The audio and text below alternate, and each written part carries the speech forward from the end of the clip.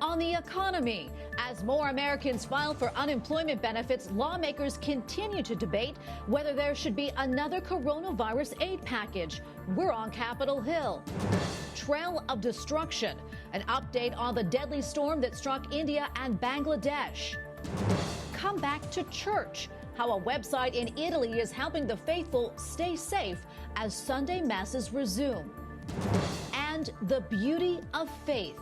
We look at how one artist depicted Christ's ascension into heaven. On EWTN News Nightly for Thursday, May 21st, 2020.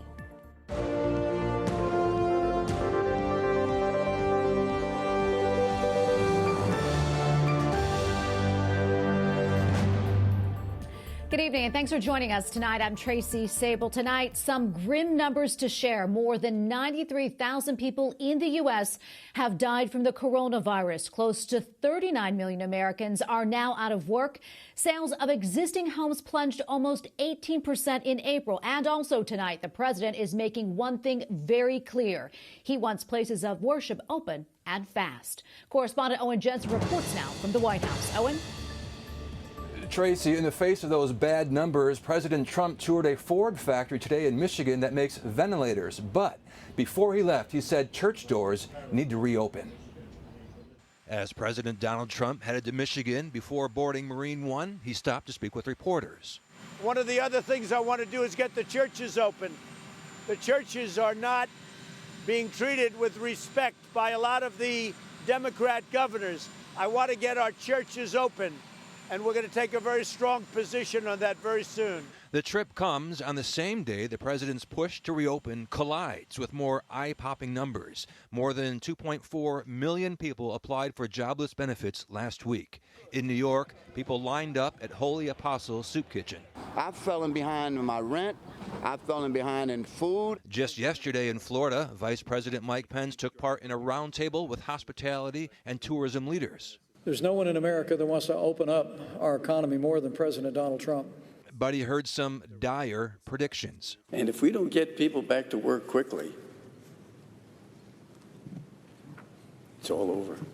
Hotel founder Harris Rosen says Orlando is suffering. The hospitality industry is in deep depression. But there's hope. Elsewhere, there are positive signs emerging, too. The most important thing here is for people to feel confident and comfortable. The company that owns Burger King, Popeyes, and Tim Hortons has opened around 1,500 dining rooms. Along with chicken and burgers, a hyper focus on clean. Hand washing, sanitization, PPE, as I mentioned, with acrylic screens and masks and gloves, and we've done all the signage to ensure that we maintain social distancing. Also tonight, AstraZeneca has agreed to a vaccine supply deal with the U.S. and an update on that G7 summit. President Trump says it looks like it will take place in person here at the White House. Tracy? Okay, thank you, Owen. White House correspondent Owen Jensen reporting for us tonight. Thank you again, Owen. Republicans in the Senate are facing criticism for not debating a new coronavirus aid bill. And as the Memorial Day holiday approaches, those in favor of a new bill say time is running short. Correspondent Eric Rosales reports from Capitol Hill. Eric? Well, Tracy, Democratic senators are spurred on by House Speaker Nancy Pelosi's recent relief bill. It passed in the House last Friday. They are urging colleagues to act now, but Republicans tell EWTN that there's still time to wait and see. This is like a war. This is a fight that we have to win, and we need to do whatever it takes to win it. But let's do it in a smart way. Republicans say the Senate is pushing ahead with the nation's business, and it's not yet time to spend more federal dollars on pandemic aid. All the money in the CARES Act hasn't been spent yet. I think that it'll be another 3 or 4 weeks before we have a rationale for what needs to be spent. The best stimulus bill is to reopen the economy. Senator Kennedy says there's no way the Senate will support Speaker Pelosi's House bill. She could take her bill, eliminate every other word, cut the price by 75%, and it still wouldn't pass the Senate. He's proposing a flexibility bill to give states freedom on spending the money they already have. The advantage of my bill is it wouldn't cost any new money. The disadvantage is some of my colleagues think that it will bail out so-called mismanaged states. As Democrats criticize Republicans for avoiding coronavirus legislation. Let's move to a bipartisan compromise, as we have many times over. But Senator McConnell says he has no sense of urgency. Republican Cory Gardner says the Senate should not break for next week's Memorial Day recess, tweeting, "Now is not the time for the Senate to go home." South Carolina Senator Lindsey Graham says one way to kickstart the economy is through an infrastructure package. This way, Americans can be put back to work, and it'll also give the country a facelift. But as we heard, GOP plans to hold off at least until the end of June. Tracy? Correspondent Eric Rosales reporting from Capitol Hill. Thank you, Eric. A trail of destruction in India and Bangladesh after the most powerful cyclone in more than a decade. Nearly 100 people are reported dead after yesterday's cyclone devastated coastal areas. A strong storm surge flooded hundreds of villages, and millions are still without power. But with communication lines cut to remote areas, the full extent of the damage may not be known for days. The former British leader of Hong Kong, who is a Catholic, says the pro-democracy protesters should stand up for their beliefs. He also says the current leader of Hong Kong has a difficult job. I realize that she's dealing within the head of the Hong Kong Macau Affairs Office, someone who clearly hates the belief system which she and I both have. We're both, I think I'm right in saying Carrie Lam is a Catholic as I am. But I think she should, whoever is governor of or chief executive of Hong Kong, should stand up for Hong Kong. He also says he has no problem with the people of China, but criticizes the Chinese Communist Party.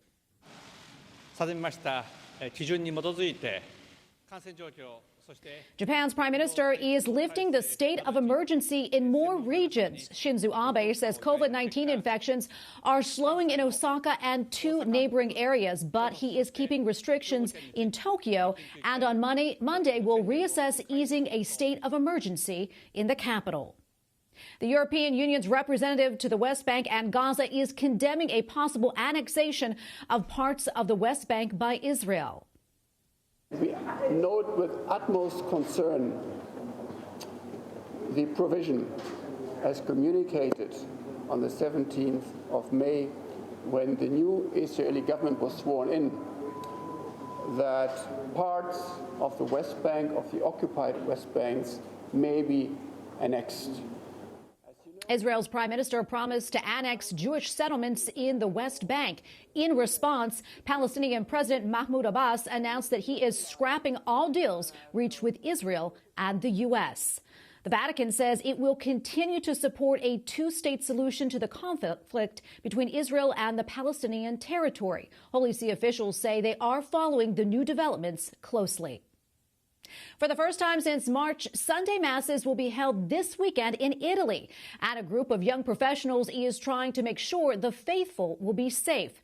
The project is called Venimiano Chiesa, or Come Back to Church. The purpose is to help parishes adhere to government-mandated safety guidelines, such as social distancing, by limiting attendance at Mass through online reservations.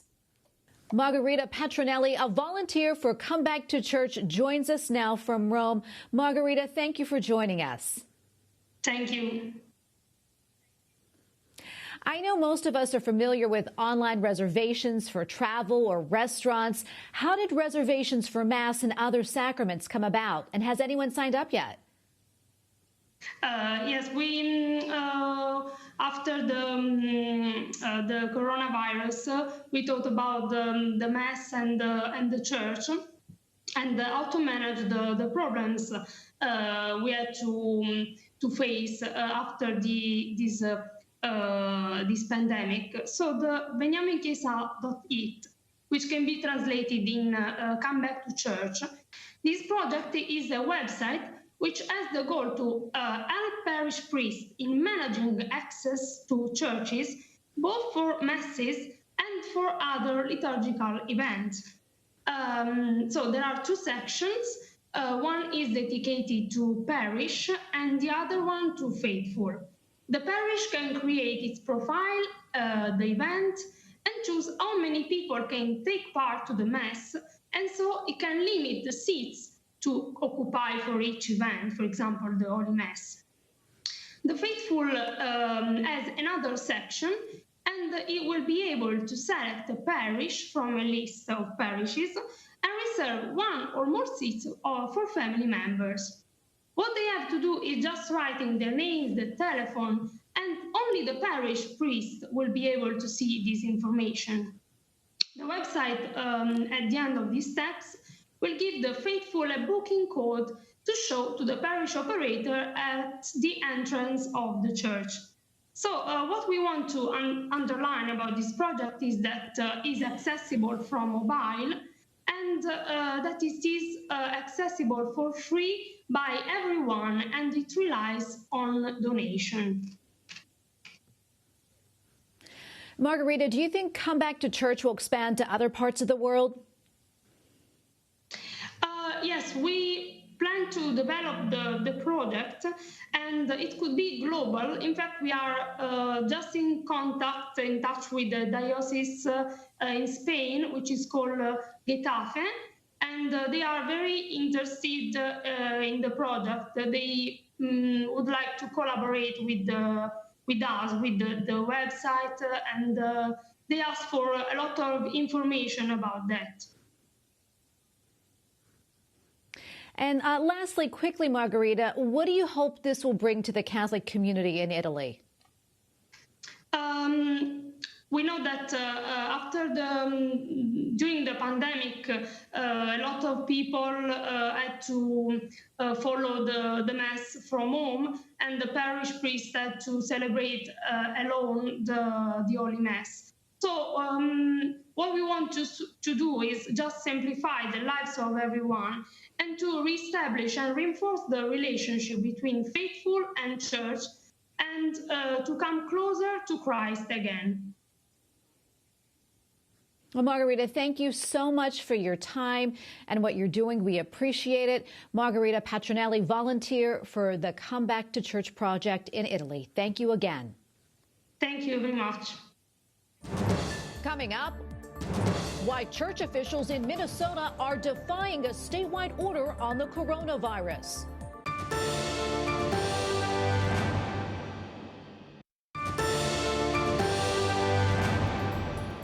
The state of New York allowed small religious gatherings to resume today. They are limited to 10 people and other social distancing guidelines. New York's Cardinal Timothy Dolan says Catholic services, including public masses, will resume in stages. Right now, we're unable to give a calendar. We would anticipate, Monsignor, if you see the document, it said next week, at least the churches will be physically open for prayer and visits. Actually, many of them have already. After that, we might move to consider small, limited baptisms and weddings. Public masses were canceled in the Archdiocese of New York starting in the middle of March. Even on Easter Sunday, they were available only on the internet. Bishops in Minnesota are defying the governor's order that bans religious gatherings of more than 10 people and are now telling parishes they may resume public masses next week. In a statement, the Minnesota bishops say an order that sweeps so broadly that it prohibits, for example, a gathering of 11 people in a cathedral with a seating capacity of several thousand defies reason. Therefore, we have chosen to move forward in the absence of any specific timeline laid out by Governor Walz and his administration. Joining me now on Skype is Montse Alvarado, Vice President and Executive Director at Beckett, a nonprofit law firm dedicated to protecting religious freedom. Beckett has also sent its own letter to Minnesota's governor and is providing counsel to both the Minnesota Catholic Conference and the Lutheran Church Missouri Synod in Minnesota in their efforts. Montse, welcome back to the show. Thank you so much for joining us. Thank you. It's great to be here with you. Monse, the bishop's decision to defy a statewide executive order is the first made by U.S. bishops since the coronavirus pandemic began, and that is certainly a significant move. Can you talk about that? Absolutely. Yeah, it's wonderful to see a whole conference of Catholic bishops, the Minnesota bishops, all came together. Archbishop Hebda and Bishop Cousins just gave a Facebook press conference talking about the reasons why they needed to open up, why they want to be there for the faithful, explaining that this is not a legal decision, it's a pastoral one. Well, the bishops say that they've actually made efforts to work with state leaders, twice sending letters to the governor, but didn't receive what they called a concrete timeline and a roadmap for resuming public worship that included some reasonable guidance on congregational size. Why the delay in that? You know, it's interesting when you have a government that's announcing reopening plans for recreational facilities, salons, beauty parlors, tattoo parlors, retail at 50%, but leaves the church at only 10 people gathering together. It makes you think that maybe they just don't understand the value of the spiritual life for the entire Minnesota community. And I think that the bishops saw that and the Lutheran Church saw that, and they realized that they needed to take matters into their own hands. They were being ignored. Minnesota's bishops say they can safely resume public masses. Do you have any idea what that will look like and what parishioners can expect? These are questions that everyone has, and I know that the Minnesota bishops are taking this really seriously, and they worked collaboratively with the Lutheran Church to put together a protocol that they sent into the government. They didn't receive any kind of feedback. They're waiting to see if there's a way that they can talk to, the health commissioner. But aside from that, they know that they're on solid footing. They worked with doctors and a coalition of other individuals and a nonprofit that's helping with this to develop these very specific guidelines, different exits, moving communion to the end of the service so that people don't have to re-enter the church once they receive the sacrament. All of these very specific guidelines to make sure that safety is first and that they're keeping their parishioners with access to the sacraments without putting them at risk. Monse, what message do you think this sends for the defense of religious liberty, and as we watch other areas of society reopen, as you had mentioned, and want the same for churches? This is about parity. This is about being on equal ground. If you can open a business, you can open a church. And the First Amendment doesn't disappear the moment that you have a health crisis or any kind of crisis. It's there because it's necessary. And we know that religious freedom is guaranteed no matter what the circumstance. So if we're opening up businesses and it's reasonable to have more than 10 people doing that, it's reasonable to have more than 10 people worshiping God. Wonderful. Thank you so much for coming on the show, Monse. We always appreciate your insight. Thanks again. Monse Alvarado, Vice President and Executive Director at Beckett. Thank you. Thank you. Up next, we look at a painting honoring Christ's ascension to heaven.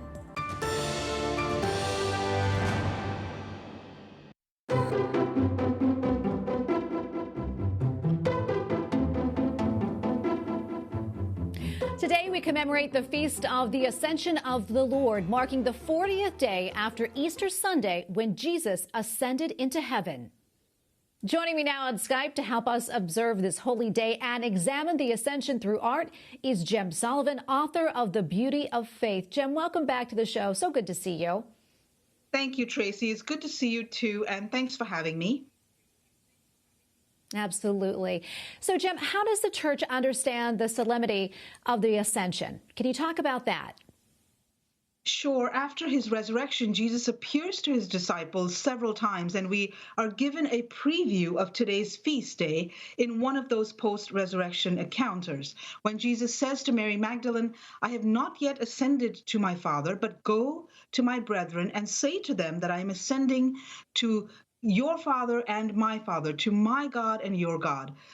The ascension of Jesus is not the end of the story. The church tells us that from the very beginning, it is the beginning of Jesus's ongoing healing presence in the world through the ministry of the church and through us. So as Jesus ascends to his Father, he assures his disciples and us of the gift of the Holy Spirit, the love of the Father and the Son, who is the source of the church's life and mission and of our life as well. Jem, what do we see in this painting from the National Gallery of Art? Sure, in the lower section of this marvelous 15th century painting, we see the apostles looking up to Jesus in awe and wonder. The gold background and the bright colors invite us right into the scene. And kneeling with the apostles is the Blessed Virgin Mary, gently supported by John the Evangelist. Mary raises her haloed head with her hands folded in prayer as she looks up at her Son as he ascends to heaven. And above the apostles are Old Testament prophets and kings who pointed to Jesus' coming. And at the center of the whole composition is the risen Jesus, clothed in bright red robes. He raises his right hand in a gesture of blessing. The wounds in his side and hands are still visible. And in his left hand, Jesus holds a cross, sign of his victory over sin and death. And then notice, directly below Jesus, we see his footprints left in the ground. The one who once walked the earth now returns to his heavenly Father. Jim, what can we take away from this beautiful image? And also, I'd like to ask you, what should we keep in mind today? Sure. You know, Jesus promises to be with us always. And his promise is fulfilled in his healing presence in word and sacrament through the ministry of the church. Having shown us the power of his sacrificial love, Jesus now returns to eternal union with God his Father. Now we have the hope of following in his footsteps, because as the Catechism reminds us, having entered into the sanctuary of heaven once for all, Jesus intercedes for us and assures us of the outpouring of divine love in the gift of the Holy Spirit. And so for this, we can be truly grateful on this solemn feast day. Well, Jem, thank you so much for coming on the show and speaking with us. We really appreciate it. Jem Sullivan, author of The Beauty of Faith. Thank you again, Jem. Thank you, Tracy. A reminder, EWTN broadcasts Mass throughout the day. Mass airs at 8 a.m., noon, and 7 p.m. Eastern. We're also airing other special programming, and you can find our schedule at EWTN.com. There you will also find Eucharistic adoration throughout the day. We thank you for watching tonight. For the entire EWTN News Nightly team, I'm Tracy Sable. We're back tomorrow with more news from a Catholic perspective. Good night and God bless.